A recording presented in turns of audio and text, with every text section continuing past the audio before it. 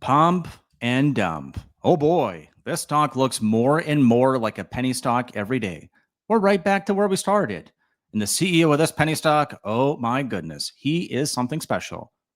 Hi, my name is President Trump. Did you call for me? Yes, I did. Because right now, the reason why the market is moving is because Trump suggests the stock market could go lower if the Supreme Court throws out his tariffs. Is he right?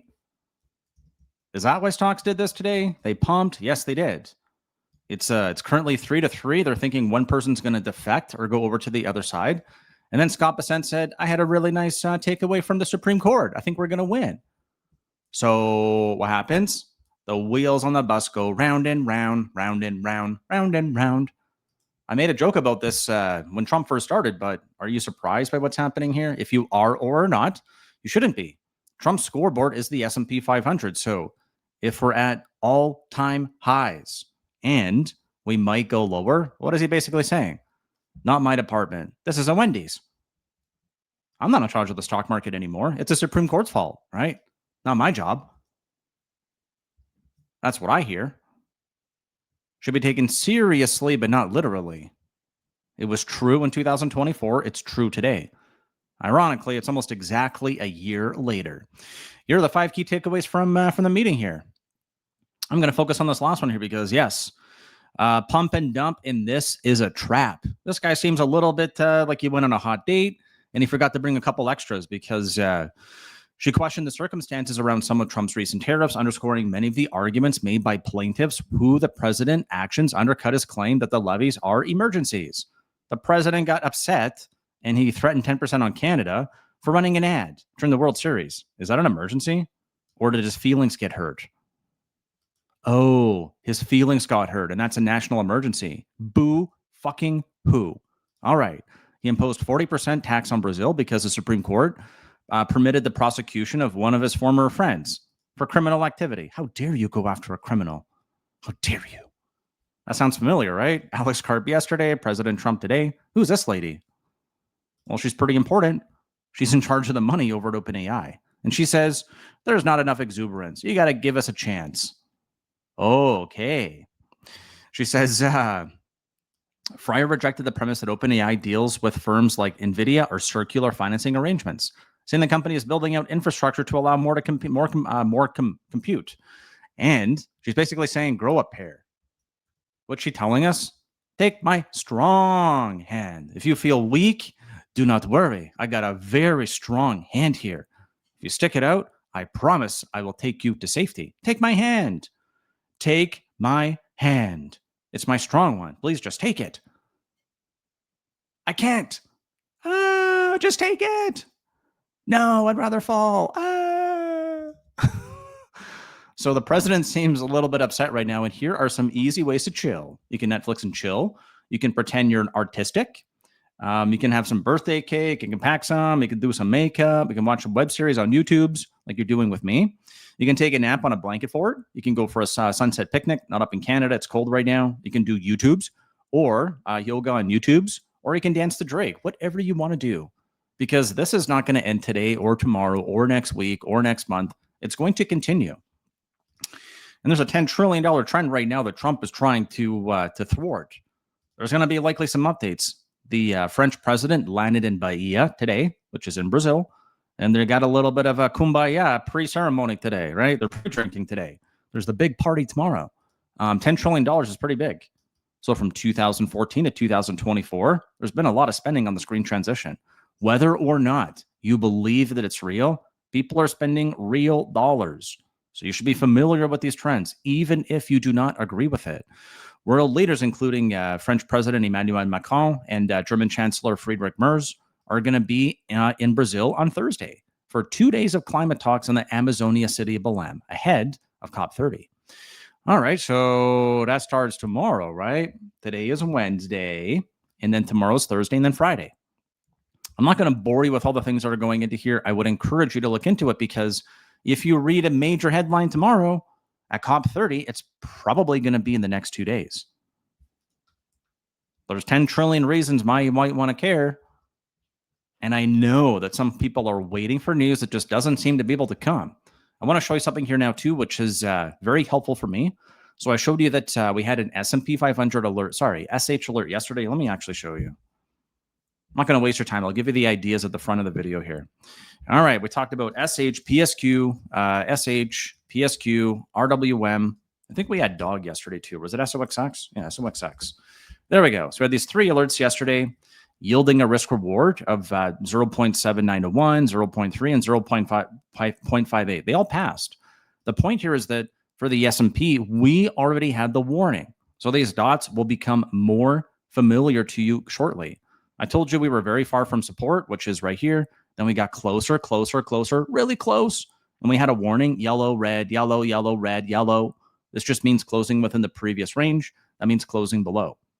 So market was in fully bully, 4 out of 4 bull. Then it went to cautious. Then we went to closing below. Then we did it again. This might be easier to look at here. What happened? We slammed down to support. The money line is like a moving average. So we slammed down to support and we bounced. Just like last time. So there bounce. What are we looking for now? Because we closed within the range of yesterday. But actually, there was really big movement today. There was a massive pump and dump, as I alluded to before. I'm going to ask you for a huge favor. Could you please consider smashing that thumbs up or subscribing to the channel? Thank you ahead of time. All right, here we go. There's a few key areas on the chart that are really important here. Let me show you what those are. And the reason why I did not action these alerts yesterday was because I said exactly that. I don't like them. The risk reward's not good. We're still above here, but it's literally impossible for us to get an inverse signal until we lose the money line. Until we're oversold. So if this is overbought, it means SH is oversold. So that might sound confusing to you, but we were overbought. We slammed down to support. And now if we go back here and look at the one-day chart, what really happened today? Was there a key area we should have been familiar with? Yes, there was. And overnight, there was actually a pretty big sell. So today it looks like, it only closed up by 0.35%, but it actually dumped, then pumped, then dumped again. So the wheels on the bus are going round and round. If we go back to last night, here's what happened, right? So made huge progress versus yesterday. And if you only look at SPY or SPX, you're not going to see that massive lower tail. We call that a failed breakdown. So a failed breakdown is bullish if it closed above the previous low. But look at what it did versus yesterday. There's no engulfing candle there. If we look at SPY, it's an engulfing candle. Remember, this doesn't trade all day. ES trades 23 out of 24 hours during the week. So right here, the candles look different. There's a lower low, there's a higher high. It's an engulfing candle. But we closed within the range from yesterday. So as of right now, we're 1 out of 4 bull. That's what it basically means. We're cautious. Yellow's not a passing grade. It's a bounce.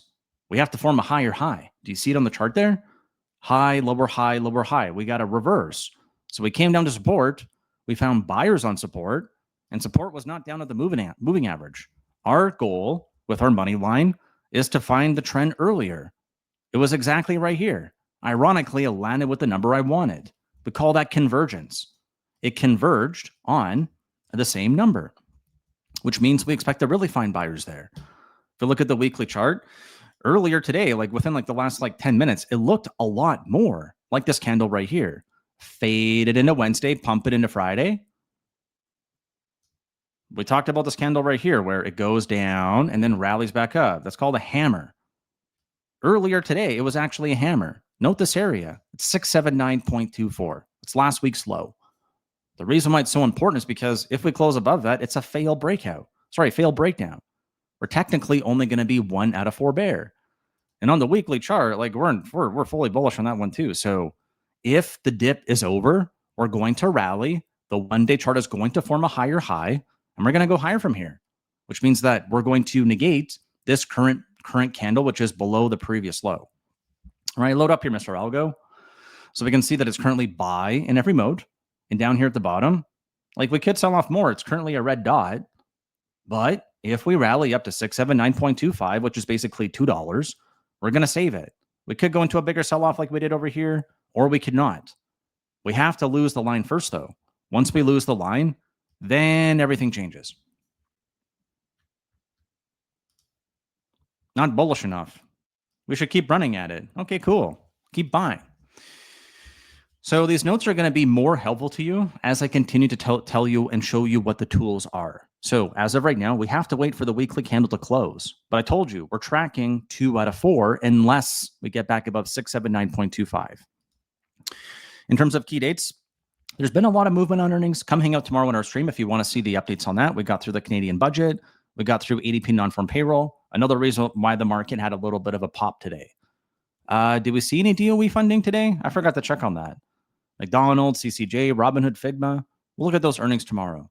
And then on Thursday, we got comp kickoff, right? That's on November 6 to 7 with all the world leaders. They're flying in today, and the party starts tomorrow. Grab your banjo, right? Grab your whatever, and have some fun. Looking forward to the rest of the month. We got 10 to 21 for COP here. And COP has actually been, this is what Trump calls the green scam. Do I agree with him? To some degree, yes, I do. But the important part is that he's deflecting. So now, let me see if I can find it. Lula, Venezuela.